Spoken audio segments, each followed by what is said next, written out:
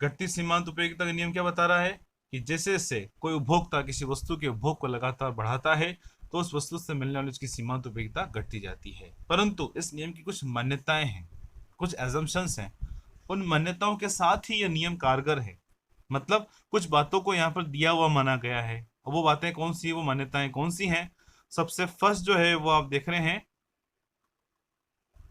पहली जो है वो है उपभोक्ता का व्यवहार विवेकशील माना जाता है तथा उपभोक्ता आर्थिक व्यक्ति होता है। एक तो यह है कि हमने उपभोक्ता को यहाँ पर विवेकशील माना है, मतलब वो रेशनल है। उसके पास जो भी आय है वो उस आय को इस प्रकार से खर्च करता है कि वह अपने अधिकतम संतुष्टि के उद्देश्य को प्राप्त कर सके, इसलिए हमने यहाँ पर उसको विवेकशील माना है। ठीक है। और साथ साथ यहाँ पर उसको आर्थिक व्यक्ति माना है, वो आर्थिक निर्णय लेता है, धन खर्च करने से संबंधित निर्णय ले रहा है, इसलिए हमने यहाँ पर उसको आर्थिक व्यक्ति भी उसको एज्यूम किया है, आर्थिक व्यक्ति यहाँ पर माना है। फिर उपयोगिता मापनी है और इसके लिए मुद्रा का प्रयोग किया जाता है। यहाँ पर यह माना गया है कि जैसे जैसे किसी वस्तु की उपयोगिता, सॉरी, वस्तु की इकाइयों का उपभोग किया जाता है तो उससे मिलने वाली जो उपयोगिता है वो लगातार घटती जाती है। अब उपयोगिता घटती जा रही है, इसका मतलब यहाँ पर उपयोगिता को मापा जा रहा है। तो यहाँ पर यह माना गया है कि उपयोगिता मापनी है और उसको मापने के लिए उसकी इकाई क्या है? मुद्रा। मतलब यदि किसी वस्तु की उपयोगिता ज़्यादा है, इसकी किसी वस्तु की कीमत ज़्यादा है तो उसकी उपयोगिता भी ज़्यादा है। किसी वस्तु की कीमत कम है तो उस वस्तु की उपयोगिता भी कम है। फिर थर्ड है, मुद्रा की सीमांत उपयोगिता को स्थिर माना गया है। अब मुद्रा की सीमांत उपयोगिता क्या है ये भी हम लास्ट वीडियोस में देख चुके हैं। अगर आपने इसको डिटेल में नहीं देखा है तो मैंने अभी आपको बोला है कि मैं इन वीडियोस के लिंक जो है इस वीडियो के डिस्क्रिप्शन में मेंशन कर रहा हूँ ताकि आप वीडियोस को आप अच्छे से देख सकें।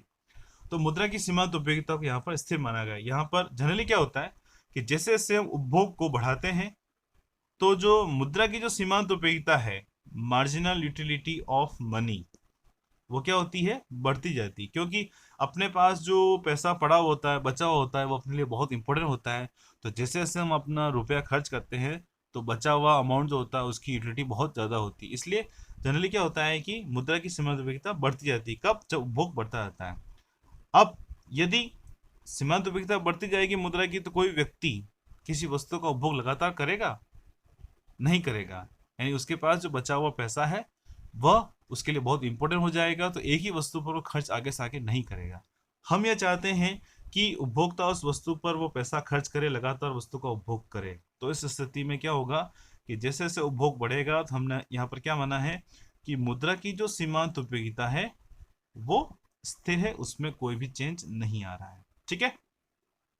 फिर उपभोग की गई वस्तु की इकाइयां उचित आकार एवं गुणों की दृष्टि से समरूप होनी चाहिए। मतलब जो भी उपभोग किया जा रहा है, जिस किसी वस्तु का उपभोग किया जा रहा है, उस वस्तु की प्रत्येक इकाई जो है एक तो क्या होनी चाहिए? समरूप होनी चाहिए। और दूसरा, गुणों की दृष्टि से भी वो समरूप हो और उसका आकार जो है वो भी समान हो। जैसे कि हम यहाँ पर रोटी को लेकर, यानी कोई उपभोक्ता रोटी ले रहा है, उपभोग कर रहा है, और हम यहाँ पर नियम का अध्ययन कर रहे हैं, एक रोटी, दो रोटी, तीन रोटी वो खा रहा है, तो जितनी भी रोटियां कंज्यूम करेगा वो समान आकार की हो, समान गुण वाली हो। ऐसा नहीं कि पहली रोटी सूखी हो, जली हुई हो, और दूसरी दूसरी रोटी आपने उसको वापस घी से लगी हुई और अच्छी सिकी रोटी दी है, तो हो सकता है दूसरी रोटी से उसको जो मॉइस्चरिटी है वो बढ़ जाए। और तीसरी रोटी आपने वापस उसको सूखी दे दी है, तो उस कंडीशन में तीसरी रोटी से मिलने वाली जो उसकी जो यूटिलिटी है, उसकी जो उपयोगिता है, वो वापस कम हो जाए।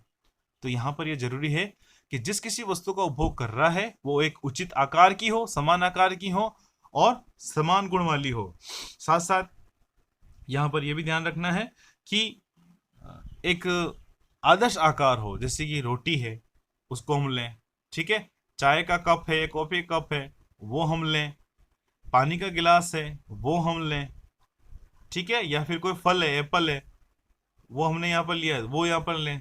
तो ये सब समान होने चाहिए, समान आकार के होने चाहिए। ऐसा नहीं है कि पानी की एक एक बूंद आप एक एक बूंद करके उसको पिला रहे हैं और आप वेट करें कि यह नियम लागू होगा, तो पॉसिबल नहीं है।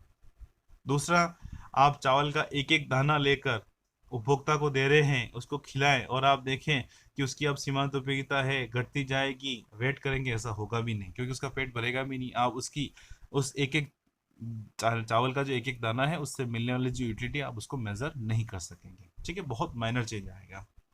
तो यहाँ पर ये माना गया है कि जो किसी वस्तु का उपभोग किया जा रहा है, एक तो वो उचित आकार की है और समान गुण वाली है, समान है, समरूप है। फिर यहां पर यह भी माना गया है कि उपभोग की प्रक्रिया सतत है, मतलब जो भी उपभोग किया जा रहा है वो कंटिन्यूसली है, उसमें कोई ब्रेक नहीं आ रहा है। मतलब वो खाना खाने बैठ रहा है तो एक साथ खाना खा रहा है, ऐसा नहीं कि एक रोटी भी खाई, एक रोटी 4 घंटे बाद, एक रोटी 8 घंटे बाद। तो अगर टाइम में गैप आ जाएगा तो मिलने वाली यूटिलिटी और बढ़ती जाएगी। पानी गिलास अभी आपने पिलाया, 5 घंटे बाद पिला रहा है, फिर 10 घंटे बाद पिला रहे हैं, और आप देख रहे हैं कि उससे जो मिलने वाली मेजोरिटी है वो कम होती जाएगी। ये पॉसिबल नहीं है। अगर यह नियम आपको अध्ययन करना है तो इस नियम की यह एक मान्यता और भी है कि उपभोग जो है वो कंटिन्यूसली होना चाहिए, लगातार किसी वस्तु की इकाई का उपभोग होना चाहिए। ठीक है, तभी यह नियम लागू होगा। और लास्ट, उपभोक्ता की आय, आदतें, रुचि तथा फैशन में दिए हुए समय में कोई परिवर्तन नहीं होता है। हम यहाँ पर मानते हैं कि उपभोक्ता की आय में, उसकी आदतों में, उसकी रुचि या फैशन में, ठीक है, उसकी पसंद में कोई चेंज नहीं हो रहा। अगर उसकी आय, उसकी आदतों, उसकी पसंद में अगर परिवर्तन हो जाएगा उपभोग करते करते, तो वो उस वस्तु का उपभोग पूरा करेगा ही नहीं, दूसरी वस्तु की तरफ ट्रांसफर हो जाएगा। और हम जिस नियम के बारे में अध्ययन करना चाह रहे हैं कि जैसे जैसे किसी वस्तु का उपभोग बढ़ता जाएगा उसकी सीमांत उपयोगिता घटती जाएगी, वो हमें यहाँ पर देखने को नहीं मिलेगी। ओके, तो ये कुछ मान्यताएं हैं, कुछ एजम्पशंस हैं। इन्हीं मान्यताओं के आधार पर ये नियम लागू होता है, उसको हम समझते हैं।